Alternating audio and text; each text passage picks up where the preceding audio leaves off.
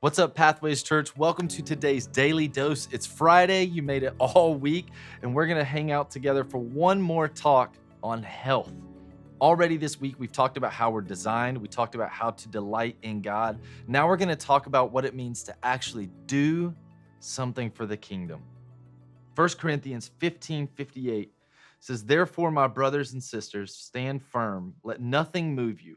Always give yourselves fully to the work of the Lord, because you know that your labor in the Lord is not in vain." If you're dealing with emotional, mental, spiritual, physical, relational health issues, it's so important to invest in the kingdom. What you do and how you do it will make a huge impact on your mental, physical, and spiritual health. So, when it comes to actually being an active doer, you've got a job to do, you've got kids to raise, you've got a spouse to take care of, you've got so many things to actually do in your day to day life. And we get bogged down by these things that we have to do constantly. So, it's important to have a few principles to apply to how we actually do the things that we're supposed to be taking care of in our life. So I want to advise you to do what you're best at when you're at your best. If you're a morning person and it's the most important that you talk to God every single day and read your Bible, then why don't you do it first thing in the morning when you're at your best? If you're an afternoon person and right after lunch, you just get all this extra energy and you have a job where you deal with a lot of people and you have to have certain meetings. Why not put those meetings that you've got to be on your absolute A game right in that part of the day where you're at your best? Whatever you're best at and the things that require your most attention, do those when you're at your best. I'm a night person. I'm not a morning person. I've got a couple of meetings that happen in the morning throughout the week, but most of my projects and most of my most important work is done in the evening. I have worship rehearsal on Tuesday evenings. I've got students that I'm a part of on a regular basis on Wednesday evenings.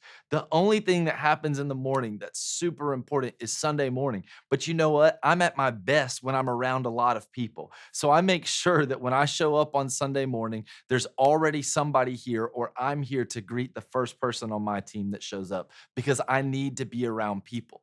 But sometimes, even when we're doing the best we can, we still get worn out. We still get tired. And we're trying to take things off of our plate. We're trying to cut some things out of our lives. But sometimes it's not just how much you do, it's about the exact things that you're spending your time on. Here's a perfect example is one time I just had an exhausted week. So I sat down on my couch and I started watching Netflix early in the morning one day. And you know what happened? I stayed on my couch, stayed watching Netflix all day long. And whenever I got up later on that day, I was still exhausted. I didn't do anything. I should have been storing energy or creating energy, but I wasn't. I just stayed tired. When you do the wrong things, you stay tired. But when we do the right things, we stay energized.